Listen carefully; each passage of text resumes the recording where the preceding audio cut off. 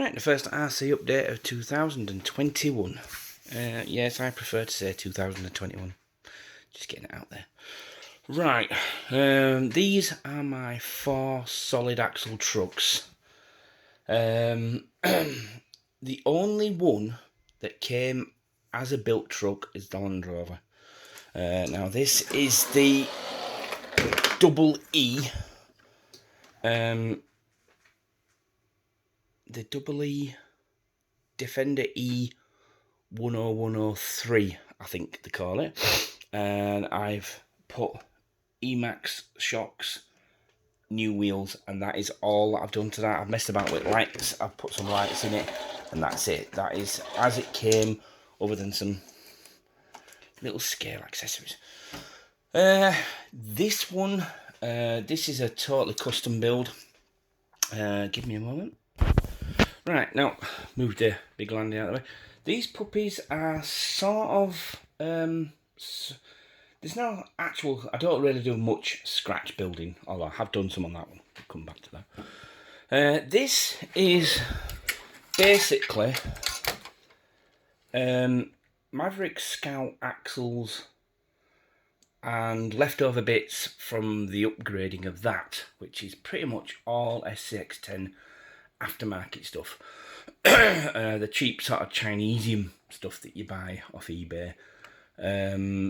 These axles were on that axial chassis, and it had the original plastic centre skid plate. Did it have a gearbox? Yes, it had the Scout gearbox, which is in here. Now, some of the stuff I bought for this, I have a Tamiya CC01, a brand new one that I built up and haven't really used. I bought it to be a donor chassis for this, and it looked pretty cool. And then I thought, oh no, I want a solid axle. Yeah. It's fairly reasonable. It's got fair articulation for what it is. But these axles that are under this have been, they've got the full metal gears inside. They've got the full end pieces, C-hubs and whatever it is that you call those. So they are tough as old boots. They are. The Scout axles are pretty renowned for being tough anyway, because they're so basic a design, and I've upgraded them all with the upgraded metal parts that HSP make. When they bought the design for the Scout, I don't know what they called it, but they brought out all aluminium upgrades for it. So excuse me, those axles are actually wasted on that. So I'm going to buy a WPL MN90 Land Rover. Now the wheelbase isn't much difference to this. I've trolled Google images, and I think I can make that chassis work. Roughly, it's a little narrow. But I'm wanting this to look like the one on the TV show. I don't want it to look like a crawler. I want it to look like the one that Colt Seavers drove around in the Fall Guy. So sitting lower with a narrower wheel, narrower track actually works for me. So that's the plan. I'm going to buy one of those for about 35 to 45 pounds, which is about $40 to $50. And that should cure that, because it looks mean with the internal shocks and all the lot. It looks the business, but it doesn't go very well. The angle at which the axles are sitting, the pumpkins,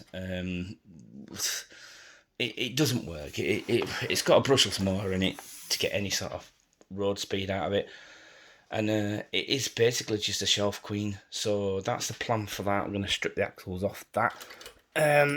There's a lot of measuring to be done first, because I want to use them axles on that, because the pumpkins are massive. And they're way too out of scale for that, but they might not look too bad on that.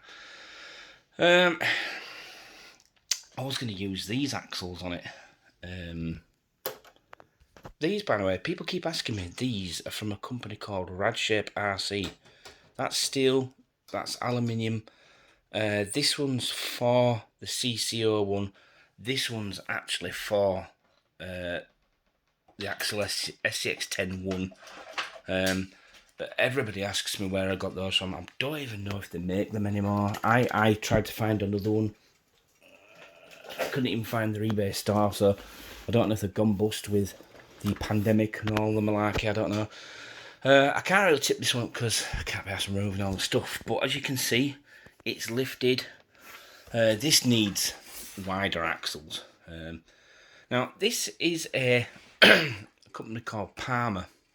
They made a Clodbuster shell. I used the leftovers from the mould to make badges for that. It's dusty. Please apologise. My apologies for the dusty. It's a second Fall Guy truck. I don't need 2 Fall Guy trucks. I have a full set of Clodbuster stickers. The guy, Darren Dorian, apologies if you're watching, Darren, donated that body shell to me, and it came with all the stickers, which I've never used, but I still have. So I'm going to make this a Clodbuster replica. I mean, it bears absolutely nothing in passing, mechanically or physically, to a Tamiya Clodbuster, but I can make it look like one. Now, I'm going to rip the axles from this, put them onto that. I've got some Emax wheels with the huge tractor tyre treads on. So it's going to get the big wheels and the big axles. This, now, so we can get you to a look underneath there. This is all aluminium. Everything on that is metal. So this, well, except for the drive shafts, this isn't getting any use. It needs some use this year. I built it and never took it out. It needs decent shockers and it needs some love. I'm going to go brushless with that. This is going to be a basher. I always liked the Clodbuster, but I didn't like the Clodbuster. So if I can build something that looks a little tougher, that looks like a Clodbuster, yeah. Right, so that's the plan for that. That one and that one. This one, the plans for this are a little bit more up in the air. This thing is heavy. Now, anyone who's been watching my channel for a while will know what this is. It's pretty much, if I can get you to see underneath in this light, all the underside is scratch built. This is all, it's all aluminium sheet. I made all the links. It's got Jazz Rider King Hauler drive shafts, and the axles are aftermarket AR60s from a Wraith. But everything else, the chassis rails, all the mounts, and everything else I've made myself. Quite proud of that. Now, it has quite a power plant in this, which I could upgrade. We've got a divorced transfer case in the middle. It's a replica of an RC 4-wheel drive jobby, so you'll know the one I mean, the silver one. Now, we have a full Emax gearbox in there. This thing has power, but it doesn't handle. It does not handle very well. So what I was thinking is going back to the independent suspension from the Emax and treat this as a monster truck, with the open diffs and malarkey. I feel that even though these are aluminium axles under this, that given the weight, I will trash this if I try to use it as a crawler.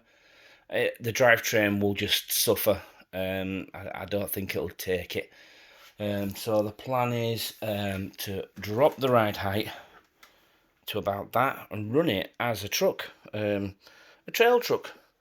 An Emax, if you lock the diffs, is actually quite a capable trail truck. It's not a crawler, but it does do trails. So put either twin brushlesses or just get some upgraded like Holmes Hobbies motors in there. I mean, as you can see, this thing has articulation. I built it to be a crawler, but just given its immense weight, this thing is just, I just know I'm going to break all the internals in them axles. They're metal, but I don't think they were built to take this sort of weight, so I'm thinking, put them axles on this. Then I can put big wheels on this, and it still won't weigh very much. It'll look like a clodbuster. That's what... I was going to totally trash this as a donor chassis for that. But look at it. It's pretty. It's just too pretty. See, this thing, look, you tip it to one side and it stays. It's just like single Emax shocks are not up to the task for. No, wobbled from side to side like that. So yes, I may take this out once or twice just to see how capable it actually was before I strip it back and start again. Because I will have to redo the chassis in some form. I was actually thinking of using these wheels on that. Squeeze those tyres over those 2.2 wheels. And because I bought that you can't use these wheels on these axles without extenders. I don't know if you can see them. Because these little bolts here, they're the same on the inside, and they catch the C-hubs. So it doesn't work on full lock. No good as a crawler. So I'm thinking, I've got various different sets of... I've got another set of these wheels, the VXL wheels, with the Scout tyres on. You can just see them up there. I fitted Scout tyres to them. They would be perfect on this. I need some foams. They get some decent foam, heavy duty foam in, and that will do. So that's the immediate plans for 2021. Pan out. Oh, that's as far as it goes. So yes,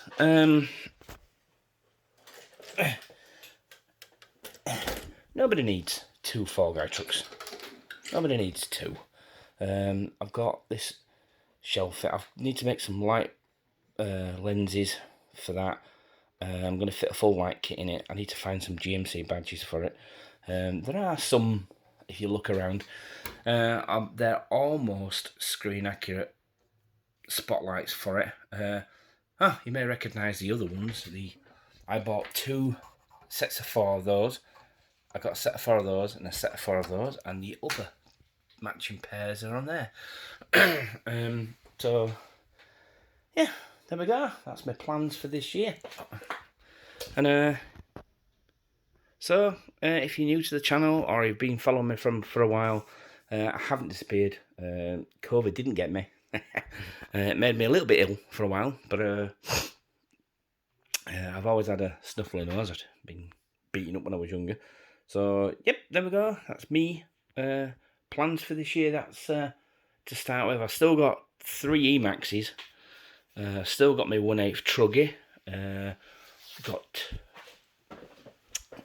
3 of those actually. The Thunder Tiger Tomahawk, which Thunder Tiger was taken over by, or took over, Team Associated. So now the Pro Light, Pro SC, Pro 4x4 and Pro Light 4x4 are all based off of that truck. So I converted one to a rally car. I've got another one to convert to a Slash. I've got a Proline Top Kick, GMC Top Kick shell. I don't know what that's going on yet. That may go on there in the end. Yeah, so there we go. I don't think I can do more than 15-minute videos, so I'm going to have to stop it now. So there we go. I hope you like what you see. Like, subscribe, comment away, peeps. Don't get many comments on my videos, so I don't know if that's the thing I need to set up. Thanks for watching. See you all very soon. It's going to be a busy year this year. Busy, busy, busy.